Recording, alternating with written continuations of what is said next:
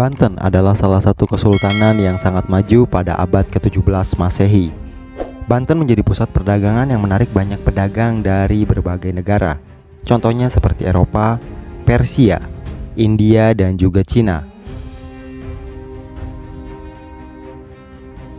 Banten juga memiliki hubungan yang baik dengan kerajaan-kerajaan lain di Nusantara, seperti Mataram, Makassar, dan juga Aceh. VOC atau Kongsi Dagang Hindia Belanda adalah perusahaan dagang yang didirikan oleh Belanda pada tahun 1602. VOC berusaha memonopoli perdagangan rempah-rempah di kawasan Asia Tenggara, termasuk di Nusantara. VOC juga terlibat dalam urusan politik dan juga militer di daerah-daerah yang mereka kuasai.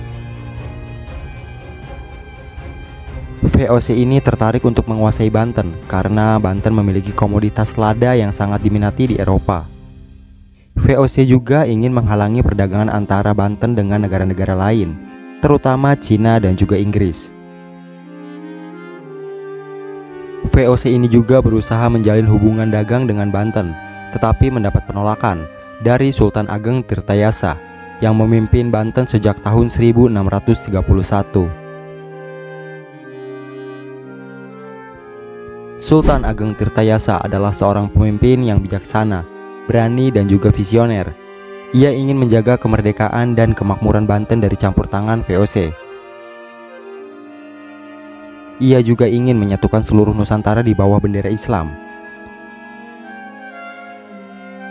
Ia juga melakukan berbagai upaya untuk mengembangkan Banten, seperti memperluas wilayah kekuasaan, membangun infrastruktur, meningkatkan pertanian dan perikanan, serta mendukung pendidikan dan juga kebudayaan.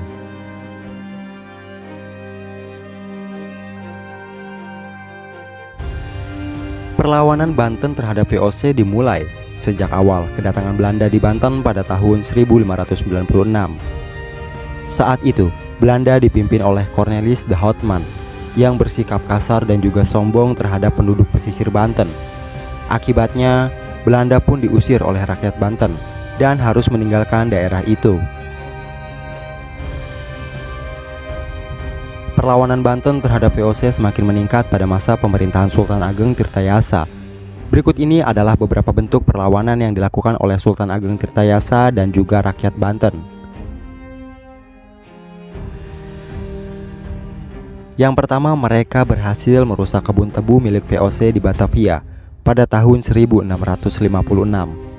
Kebun tebu sendiri adalah sumber pendapatan untuk VOC di Nusantara.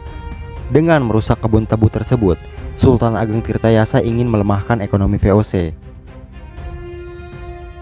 Selanjutnya, mereka berhasil membantu perlawanan Trunojoyo terhadap Mataram pada tahun 1674 sampai 1677.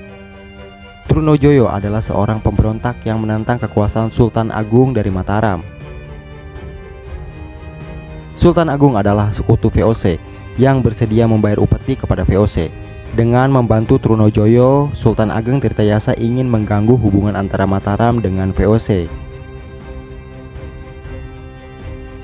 Dan yang terakhir, mereka berhasil melindungi pelarian dari Makassar pada tahun 1667 sampai 1669. Makassar adalah salah satu kerajaan yang juga melawan VOC. Makassar kala itu dipimpin oleh Sultan Hasanuddin yang dikenal sebagai ayam jantan dari timur.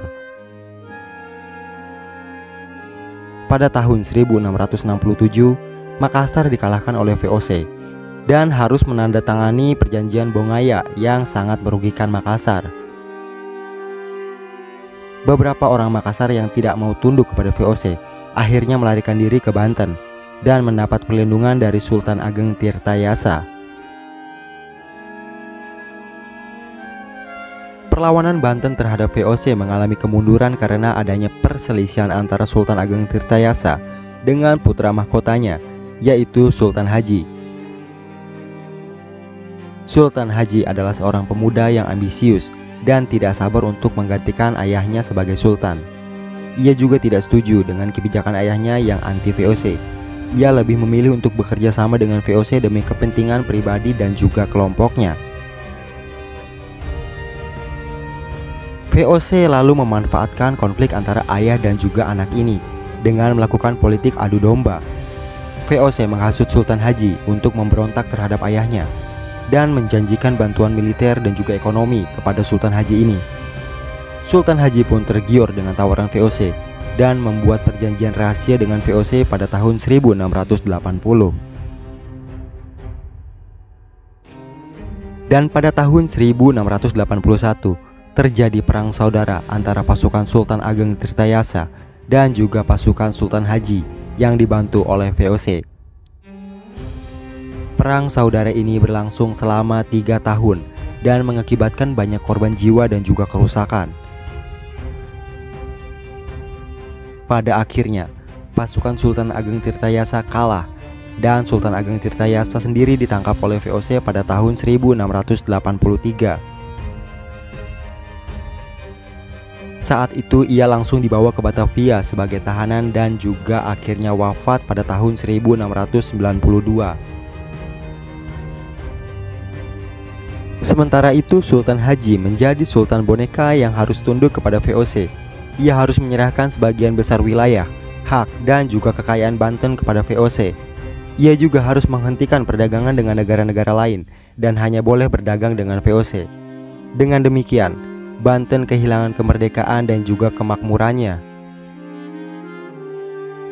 Perlawanan Banten terhadap VOC memiliki dampak yang sangat signifikan bagi sejarah Indonesia. Berikut adalah beberapa dampak yang dapat dikemukakan. Perlawanan Banten terhadap VOC menunjukkan semangat juang dan juga nasionalisme rakyat Banten yang tidak mau tunduk kepada penjajah asing. Perlawanan ini juga menjadi inspirasi bagi perlawanan-perlawanan rakyat lainnya di Nusantara, seperti perlawanan Aceh, Paderi, Diponegoro, Imam Bonjol, Patimura, Teku Umar, Cut Nyak-din, dan juga lain-lain.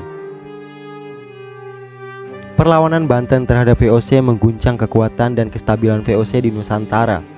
Perlawanan ini membuat VOC harus mengeluarkan banyak biaya dan juga tenaga untuk menghadapi Banten. Perlawanan ini juga mengganggu monopoli perdagangan VOC di kawasan pesisir Jawa. Perlawanan ini menjadi salah satu faktor yang menyebabkan kemunduran dan kebangkrutan VOC pada abad ke-18. Perlawanan Banten terhadap VOC menyisakan warisan budaya yang berharga bagi Indonesia. Perlawanan ini melahirkan tokoh-tokoh heroik yang patut dihormati dan juga diteladani, seperti Sultan Ageng Tirtayasa, Pangeran Purbaya, Ki Gedeng Tapa, Syekh Yusuf, dan juga lain-lain.